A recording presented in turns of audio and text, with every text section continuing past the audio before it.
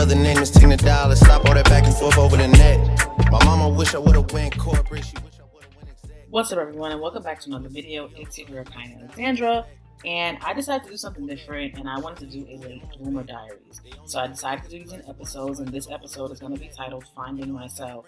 Now, why I started this, or even why I wanted to start something like this, is because I have been through so much in life, and it took me a very long time to find out who I am, what I like, what I don't like, what I like to do, what makes me happy as a person, and how I can 100% live for myself without the noise of everybody else.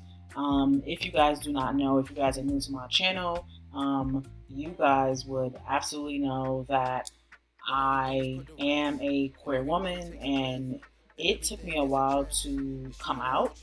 And when I finally came out, I was 26 years old, and I came out to my mom. I wasn't with her at the time, and it just resulted in my mom disowning me, my family not really talking to me aside from my grandmother, and I was in this new space of trying to figure out who I was outside of being this queer girl with a girlfriend that I've known and have been with for 5 months, and essentially had to move in with her because I had nowhere else to go.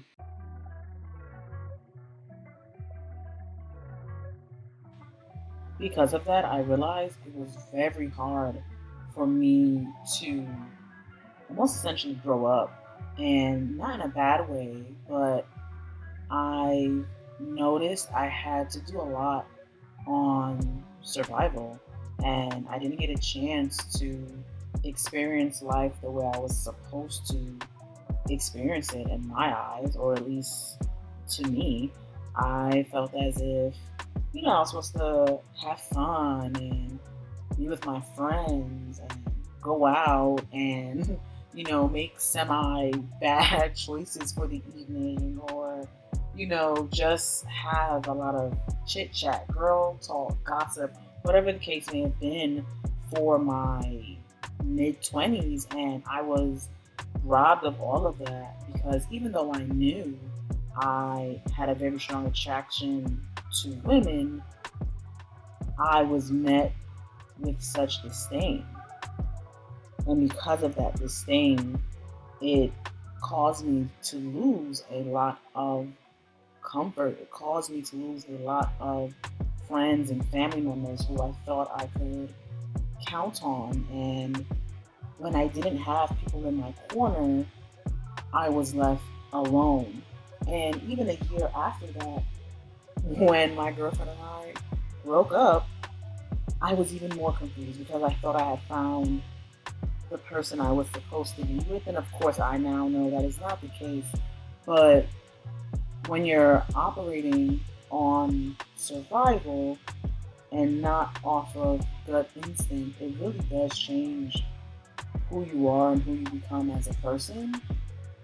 And I was lost, very much so, just lost in the sauce, and lost because all I wanted and needed to do was survive, and I really wasn't enjoying life.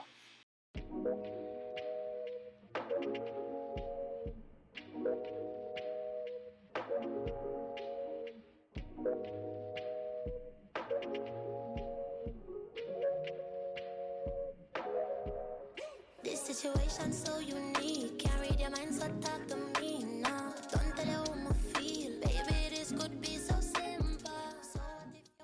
So how did I actually start enjoying life? How did I actually start living? How did I actually find who I was? This wasn't something that happened over a couple of months. This actually was something that happened over a few years, because every time I thought I knew who I was, I actually didn't. I actually had to keep questioning myself. Is this right? Does this feel right? Is this me? Do I like the version of myself that I am becoming? Do I like when people tell me that I am X or I'm I Y, Or do I like when people call me soft? Do I like when people call me aggressive, abrasive? Do I like when people call me bisexual? Do I like when people call me queer? It was a lot of soul searching and a lot of asking myself question after question after question of who I am. Being queer does not take away from the core person that you are, it adds to it. However, when I had to strip every single piece of me to survive, it almost felt like a rebirth. It almost felt as if I was starting life over again without dying. There's still a next life. We can try again our next time. You can do what you like. Do what you like. Just wanna live the best life. We can try again our next time. Do what you like. Do what you like. Still a next life. We can try again our next time.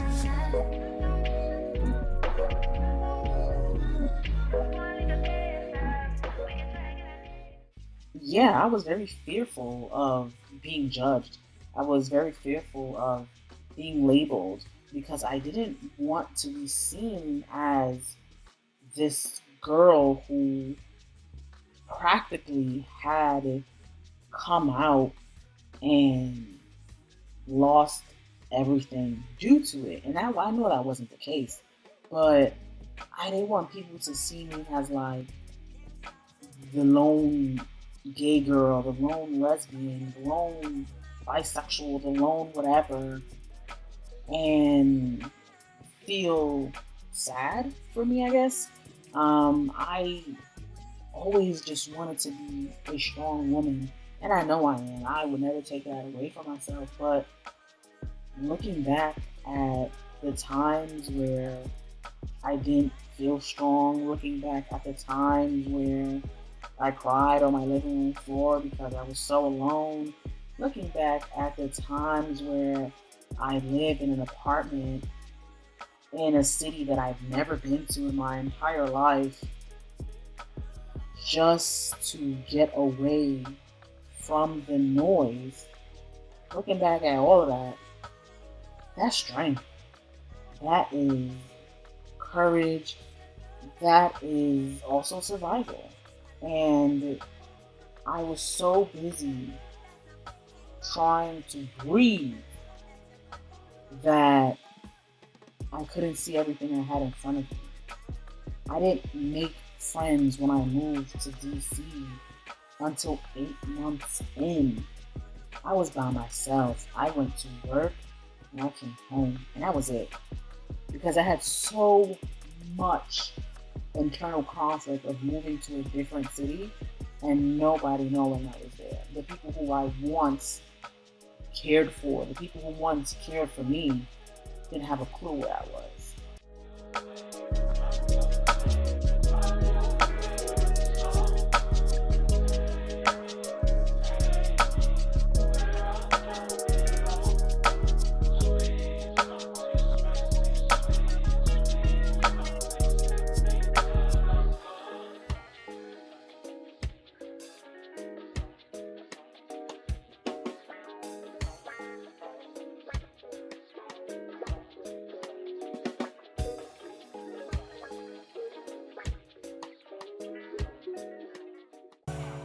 But once I finally got out of my own head and truly understood that none of that mattered, once I truly understood that I was on my own, once I truly understood that I am the person who is the sole driver of my life, once I realized that I was the person making all of my decisions, it was no more asking for help. It wasn't asking for advice. It wasn't asking as a child to a parent, can I do X?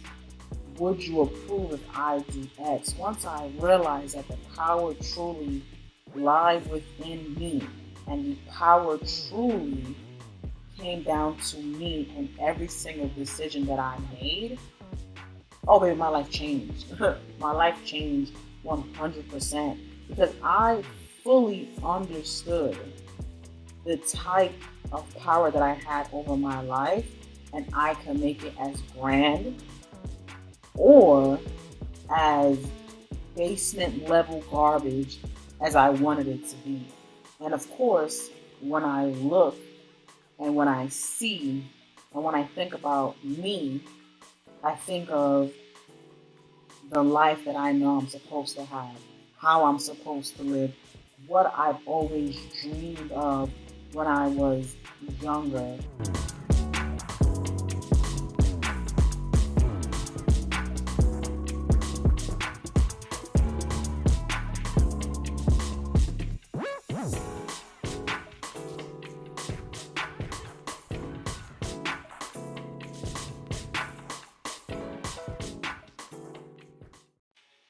When I was younger, I always wanted to be a writer.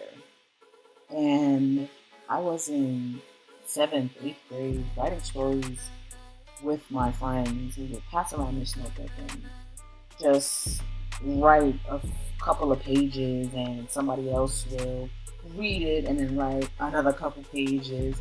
You know, just making up our own little stories in our own little world. And I always wanted to be a writer. And when I told, my mom wanted to be a writer, she said, you need to find a career that is a little more stable than being a writer, because being a writer is not stable. And I went to school for journalism instead. And me thinking, since my mom, quote unquote, was supposed to know everything, she would have known that journalism and writing was the same thing, and maybe, just a little more fluff to make sure I don't fail, I guess, And I realized that wasn't it. And I was stuck with a journalism degree because the way my college worked, or at least the way I did it, I took all my gen ed classes the first couple years, and I didn't get into my journalism core classes until my 3rd year, and I was not going to defer my graduation date by changing my major because I hate school and I didn't want to do it anymore. So I just stuck it out. Because of this, I look back at my old photos and I see I've always had a camera in my hand. I always loved taking photos of me, taking photos of outfits. I always loved writing something, anything. I've had several blogs growing up. I had a couple YouTube channels that, are trash now, of course, and, have no type of bearing on my life. I don't even know the names of them anymore. But I say all this to say that the passion for being a creative was always there. And I was never fully allowed to explore that because I was taught that I needed to be in something stable. And I'm not saying that as bad advice, but it was always about being stable and not being free to be an explorer.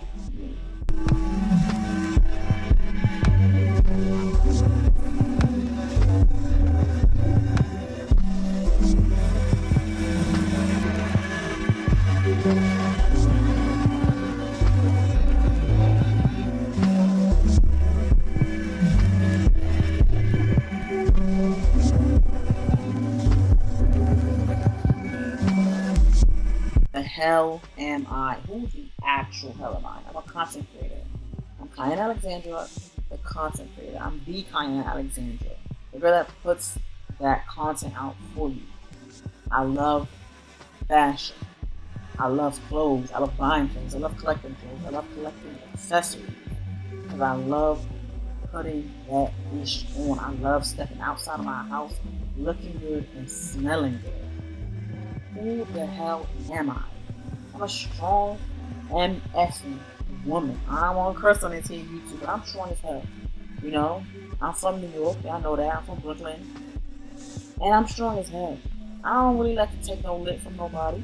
So I say what I gotta say. I try to do my best with love, and if it doesn't come out that way, I apologize. But that's who I am. Who the hell am I? I'm silly, I'm goofy. I'm just an all-around nonchalant person that likes to turn up every now and again. I am a person that you can call on if you need something, I'll be there. But I'm also a person that I do not mind cutting somebody off for anything. And maybe that's a bad trait, but I know it's something that I do for me. Because when I was giving people my all, motherfuckers gave me nothing. You heard? So that's who I am. You know? And of course, there's a lot more layers and complexity and stuff like that. But finding out who I really was outside of being queer and finding out who I really am to my core was an eye-opener, and that's what allowed me to start living my life for me, as me, and not for anybody else. If you don't like what I do, if you don't like who I am, that is absolutely okay. I would never cry about it, because there's somebody out there that's truly gonna like me for me, that's truly gonna love me for me, and I'm okay with that. I'm not everybody's cup of tea. I'm hot, and I never asked to be. Thank you.